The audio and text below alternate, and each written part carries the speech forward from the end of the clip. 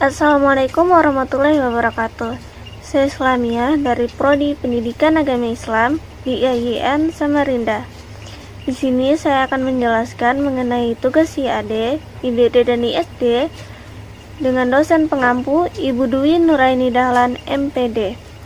Adapun tema yang akan saya bahas yaitu mahasiswa memahami hakikat, fungsi, nilai, moral dan juga hukum dalam upaya mendapatkan keadilan, ketertiban, dan kesejahteraan masyarakat dalam perspektif Al-Quran. Adapun subtema yang akan saya bahas yaitu hakikat, fungsi, nilai, moral, dan hukum.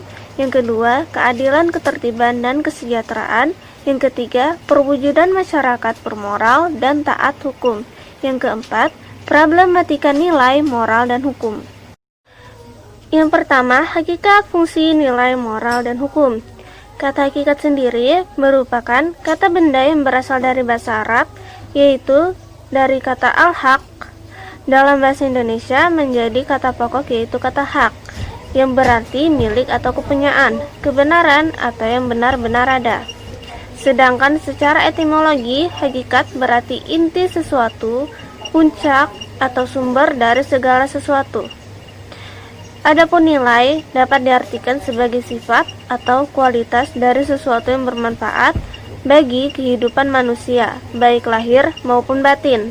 Bagi manusia sendiri, nilai dijadikan sebagai landasan, alasan, atau motivasi dalam bersikap dan bertingkah laku, baik disadari maupun tidak.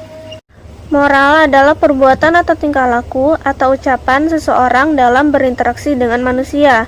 Apabila yang dilakukan seseorang itu sesuai dengan nilai yang berlaku di masyarakat tersebut dan dapat diterima, maka nilai moral seseorang itu dapat dikatakan baik. Begitupun sebaliknya. Jadi moral adalah tata aturan norma-norma yang bersifat abstrak yang mengatur kehidupan manusia untuk melakukan perbuatan tertentu dan sebagai pengendali yang mengatur manusia untuk menjadi manusia yang baik.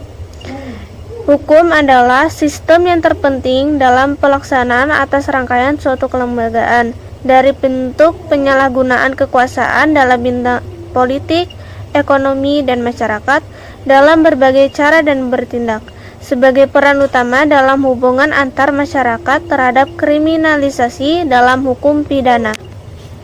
Yang kedua, keadilan, ketertiban, dan kesejahteraan. Menurut Kamus Besar Bahasa Indonesia, keadilan berarti perilaku atau perbuatan yang dalam pelaksanaannya memberikan kepada pihak lain sesuatu yang semestinya harus diterima oleh pihak lain. Keadilan merupakan hal penting dalam kehidupan berbangsa dan bernegara.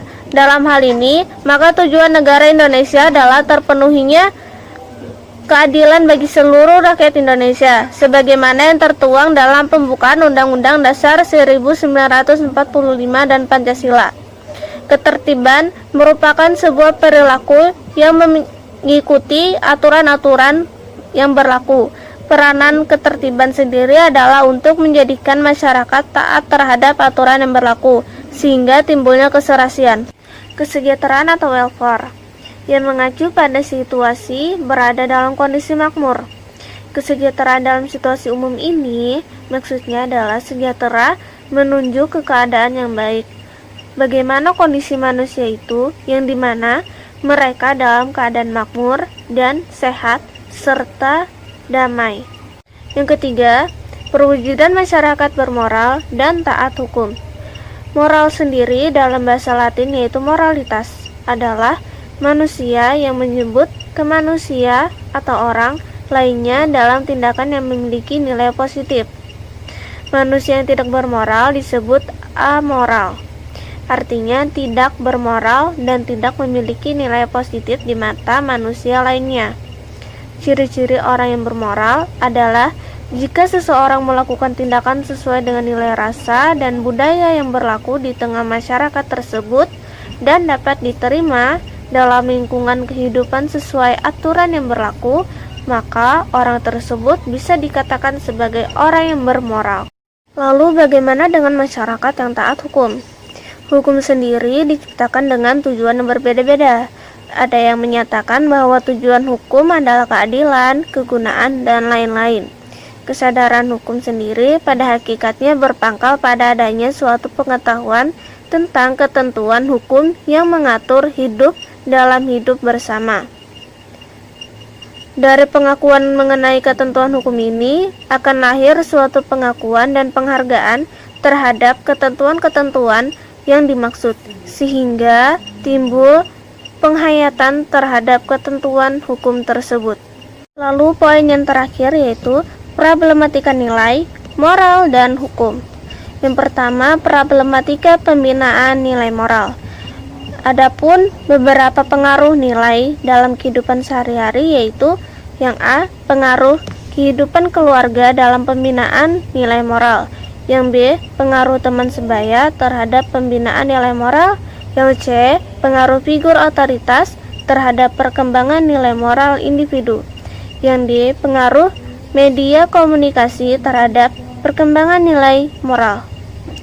Yang E, pengaruh otak atau berpikir terhadap perkembangan nilai moral. Yang F, pengaruh informasi terhadap nilai moral.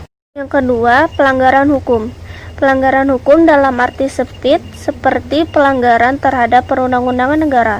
Hal ini dikarenakan hukum oleh negara dimuatkan dalam peraturan perundang-undangan.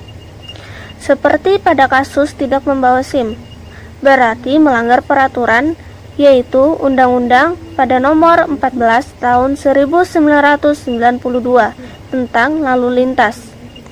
Kasus-kasus pelanggaran hukum ini banyak terjadi di masyarakat kita, mulai dari kasus yang kecil seperti pencurian dan perjudian, sampai pada kasus yang besar seperti korupsi dan juga aksi pembunuhan. Jangan lupa like, subscribe, dan share. Terima kasih.